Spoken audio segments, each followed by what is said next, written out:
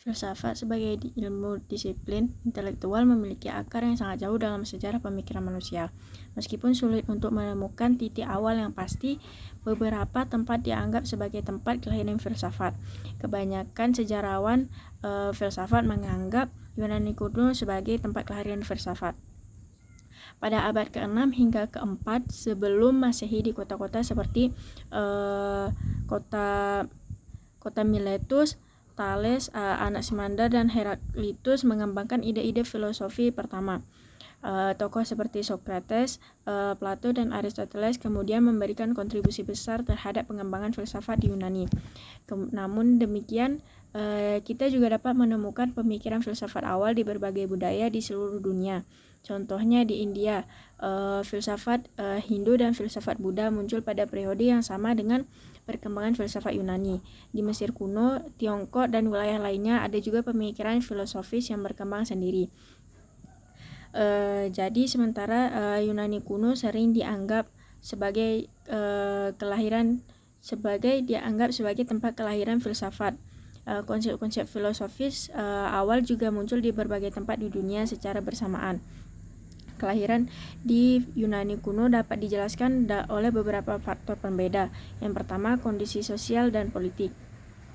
Yunani pada masa itu terdiri dari kota-kota negara yang relatif mandiri dan memiliki sistem politik yang berbeda. Kemudian seperti demokrasi di Athena.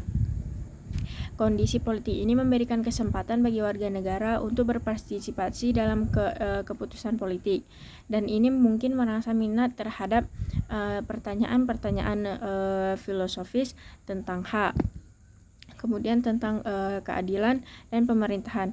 Kedua, merupakan perubahan dalam struktur ekonomi. Ini termasuk pertumbuhan perdagangan dan kekayaan dapat menciptakan lingkungan di mana orang memiliki waktu dan sumber daya untuk merenung tentang pertanyaan-pertanyaan filosofis. Yang ketiga, kontak dengan budaya lain. Yunani kuno memiliki kontak dengan berbagai budaya seperti Mesir dan Timur Tengah. Melalui perdagangan dan eksplorasi, pertukaran ide dari budaya-budaya ini dapat merangsang perkembangan pemikiran filosofis di Yunani. Kemudian keempat, kemajuan dalam pendidikan. Adanya sistem pendidikan di kota-kota Yunani, terutama di Athena, mendorong perkembangan intelektual. Kemudian Socrates misalnya berfokus pada metode dialektika dan diskusi filosofis sebagai alat untuk mencapai pemahaman yang lebih baik. Kemudian yang kelima, ketidakpuasan terhadap mitologi dan kepercayaan tradisional. Beberapa pemikir Yunani mungkin merasa tidak puas dengan jawaban-jawaban yang diberikan oleh mitologi dan kepercayaan tradisional terhadap pertanyaan-pertanyaan mendasar tentang alam semesta, manusia, dan kehidupan. Oleh karena itu, filsuf di masa ini melakukan gerakan yang dinamai dengan demitologisasi dan atau peruntuhan atas mitos-mitos. Keenam, pertumbuhan ilmu pengetahuan dan matematika. Kemajuan dalam ilmu pengetahuan dan matematika seperti yang terjadi di sekolah-sekolah di Miletus memberikan dasar rasional untuk pemikiran filosofis. Filosof semua faktor ini bersama-sama menciptakan lingkungan yang mendukung munculnya filsafat di Yunani kuno. Faktor-faktor ini berdiri sendiri tetapi tidak saling berinteraksi dan memberikan sumbangan kepada perkembangan pemikiran filosofis di masa itu. Kemudian sebelum munculnya Socrates, ada beberapa filsuf yang dikenal sebagai Socrates yang memberikan kontribusi besar terhadap perkembangan filsafat. Berikut adalah beberapa di antaranya. Yang pertama yaitu Thales, hidup kira-kira 624 sampai 546 sebelum Masehi. Thales dianggap sebagai salah satu tokoh pertama dalam tradisi filsafat Yunani. Dia tertarik pada penyelidikan tentang asal-usul dan prinsip dasar alam semesta. Thales mencetuskan gagasan bahwa air adalah elemen dasar yang mendasari semua hal. Ini merupakan langkah awal dalam memikirkan alam semesta secara rasional, menggantikan penjelasan meteorologis. Kedua, Anaximander hidup kira-kira tahun 610 sampai 546 sebelum Masehi. Anaximander adalah murid Thales yang mengembangkan pemikiran filosofisnya sendiri. Ia dikenal dengan karena merumuskan konsep apeiron atau tanpa batas sebagai prinsip dasar alam semesta. Alexander mencoba memberikan penjelasan yang lebih abstrak dan umum tentang alam semesta daripada Thales. Ia juga mengembangkan pemikiran kosmologi dan evolusi. Yang ketiga ada Heraklius, hidup kira-kira 535 sampai 475 sebelum Masehi. Heraklius terkenal dengan konsep filosofisnya tentang perubahan yang terus-menerus dan logos, rasionalitas dan atau hukum kosmik. Heraklius mengajukan bahwa segala sesuatu berada dalam keadaan perubahan, dan ia mengemukakan bahwa pemahaman rasional terhadap perubahan ini dapat ditemukan melalui logos. Yang keempat ada Parmenides, hidup kira-kira 515 sampai 450 sebelum Masehi. Parmenides memfokuskan pemikirannya pada ide keberadaan yang tidak berubah dan abadi, menentang pandangan Heraklius. Parmenides menyimpulkan bahwa realita yang abadi dan tidak berubah hanya bisa dipahami melalui pemikiran rasional, bukan melalui pengamatan sensoris yang dapat menyesatkan. Kelima ada Empedocles, hidup kira-kira 490 sampai 430 sebelum Masehi.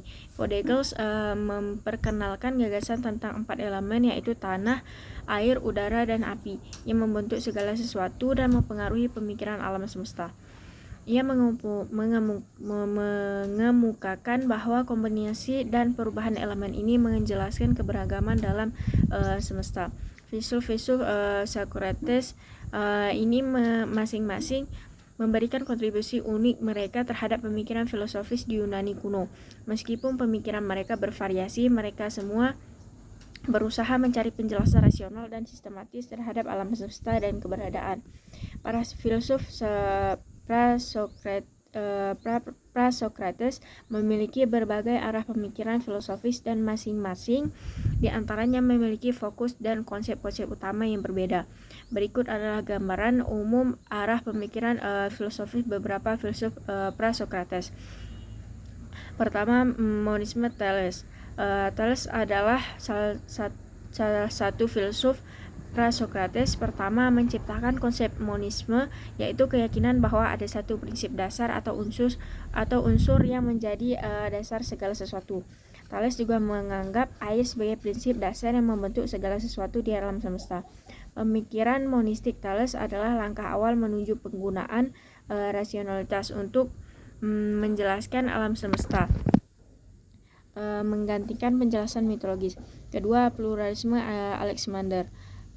Anaximander, seorang murid Thales, memperkenalkan konsep apeiron atau tanpa batas sebagai prinsip dasar alam semesta, yang mengemukakan bahwa unsur dasar yang tidak terbatas ini menjadi asal mula segala sesuatu di alam semesta. Pluralisme Anaximander menunjukkan dorongan untuk mencari prinsip-prinsip yang lebih umum dan lebih abstrak dalam menjelaskan alam semesta.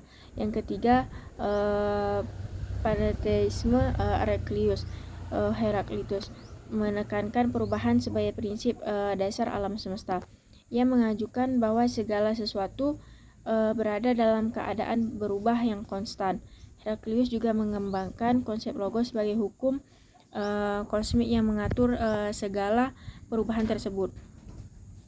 Pemikiran Heraklitus menggaris bawahi peran konsep rasionalitas dalam memahami alam semesta dan perubahan yang berlangsung di dalamnya.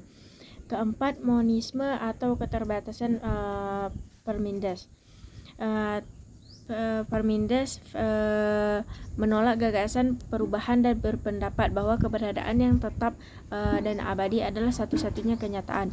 Ia memandang perubahan sebagai ilusi, walaupun pemikirannya mungkin bertentangan dengan Heraklius Parmenides. Bahwa keberadaan yang tetap dan abadi adalah salah satu kenyataan. Ia memandang perubahan sebagai ilusi, walaupun pemikirannya mungkin bertentangan dengan Heraklius. Parmenides memberikan dorongan untuk refleksi lebih lanjut tentang sifat eksistensi dan realitas. Kelima, pluralisme Empedocles. Empedocles mengembangkan konsep 4 elemen, yaitu tanah, air, udara, dan api, yang membentuk segala sesuatu di alam semesta. Ia juga memperkenalkan ide cinta dan permusuhan sebagai kekuatan yang mempengaruhi kombinasi elemen tersebut. Empedocles memberikan kontribusi terhadap pemahaman tentang sifat-sifat dasar materi dan interaksi di alam semesta. Secara keseluruhan, para filsuf pra-Sokrates memiliki fokus pada pemahaman rasional tentang alam semesta dan keberadaan, serta mengejar prinsip-prinsip umum yang dapat menjelaskan keragaman fenomena alam. Meskipun pandangan mereka bervariasi, pemikiran ini membuka jalan bagi berkembang lebih lanjut dalam sejarah filsafat. Puncak filsafat Yunani kuno dicapai pada masa klasik, terutama di abad ke-5 dan ke-4 sebelum Masehi di Athena, dan melibatkan kontribusi dari beberapa tokoh besar. Beberapa aspek puncak filsafat Yunani kuno melibatkan pemikiran etika politik, metafisika, epistemologi, dan logika. Berikut adalah beberapa elemen kunci dari puncak filsafat Yunani kuno. Pertama, Socrates lahir pada tahun 469 sampai 399 sebelum Masehi. Socrates fokus pada pertanyaan-pertanyaan etika dan keadilan. Meskipun tidak menulis karyanya sendiri, gagasan-gagasannya diabadikan melalui tulisan murid-muridnya, terutama Plato. Socrates menekankan pentingnya pengetahuan diri, dan ia mengembangkan metode dialektika untuk mencapainya melalui dialog dan pertanyaan. Kedua, Plato hidup pada tahun 427 sampai 347 Masehi. Sebelum Masehi, Plato memberikan akademi sekolah filsafat pertama di dunia barat dalam karyanya Republik, yang mengembangkan teori negara ideal yang dipimpin oleh filsuf Raja Plato, juga merumuskan ide keberadaan dunia ideal yang merupakan realitas yang lebih tinggi dan abadi daripada dunia material. Ketiga, Aristoteles hidup pada tahun 384 sampai 322 sebelum Masehi. Aristoteles membentuk sekolah filsafat kedua di Athena. Ia berfokus pada logika, epistemologi, dan ontologi. Aristoteles mengembangkan logika formal pertama dan membentuk dasar untuk metode ilmiah karya-karyanya. Seperti etika Nikomen dan politika, memberikan sumbangan besar terhadap pemikiran etika dan politik. Keempat, Helenistik, tahun 300 sampai 30 sebelum Masehi. Setelah periode klasik muncul aliran filsafat baru selama periode Helenistik Stoikis. Aristoteles memberikan analisis yang mendalam tentang berbagai bentuk pemerintahan. Pemikiran Aristoteles merumuskan gagasan-gagasan etika yang mendalam, termasuk konsep kebajikan, keadilan, dan konsep tujuan hidup yang bermakna. Periode ini menciptakan dasar bagi banyak pemikiran filosofis di masa-masa selanjutnya, dan memberikan kontribusi besar terhadap perkembangan filsafat dan ilmu pengetahuan di dunia dan ilmu di dunia barat. Puncak filsafat Yunani kuno mencerminkan kerangka besar bagi banyak diskusi dan penelitian di bidang filsafat yang masih relevan hingga hari ini. Socrates adalah salah satu figur sentral dalam sejarah filsafat Yunani kuno. Meskipun ia tidak meninggalkan tulisan-tulisan resmi pemikirannya, tetapi dicatat oleh murid-muridnya, terutama Plato, melalui dialog-dialog filosofis yang menggambarkan metodenya. Berikut adalah beberapa aspek mendalam dalam filsafat Socrates. Pertama, metode dialektika. Socrates terkenal dengan metode dialektika, suatu proses dialogikal di mana dia berkomunikasi terhadap pertanyaan tajam dan kritis. Ia tidak memberikan jawaban langsung, tapi melibatkan orang lain untuk serangkaian pertanyaan untuk membimbing pengetahuan prinsipnya, bahwa melalui pertanyaan dan diskusi seseorang dapat mencapai pemahaman yang digunakan Socrates melibatkan pertanyaan dan jawaban dalam bentuk dialog atau percakapan untuk mencapai pemahaman dan kebenaran. Socrates tidak memberikan jawaban langsung kepada murid-muridnya, tetapi ia menggunakan pertanyaan tajam dan kritis untuk membimbing mereka mencapai kesimpulan tersendiri. Berikut metode dialek karya Plato. Socrates, apa yang membuat suatu tindakan keberanian ketika seseorang bertindak tanpa rasa takut? Socrates, apakah seseorang tidak takut mengambil resiko besar dan bertindak gegabah itu dianggap keberanian?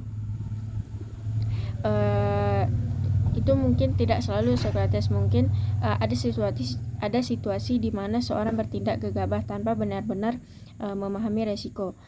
Socrates, jadi keberanian mungkin tidak hanya tentang keberanian tanpa rasa takut, tetapi melibatkan pemahaman dan penilaian yang benar terhadap resiko. Mungkin begitu Socrates.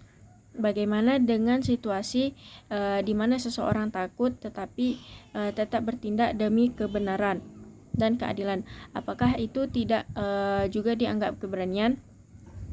Ya, mungkin juga Socrates, mungkin juga keberanian bisa melibatkan ketidaktakutan sesuai nilai yang benar. Socrates menjawab, jadi mungkin keberanian adalah kombinasi antara bertindak sesuai dengan nilai-nilai yang benar dan apakah keberanian bisa dipahami dengan lebih baik sebagai tindakan yang tepat sesuai dengan nilai moral dan contoh.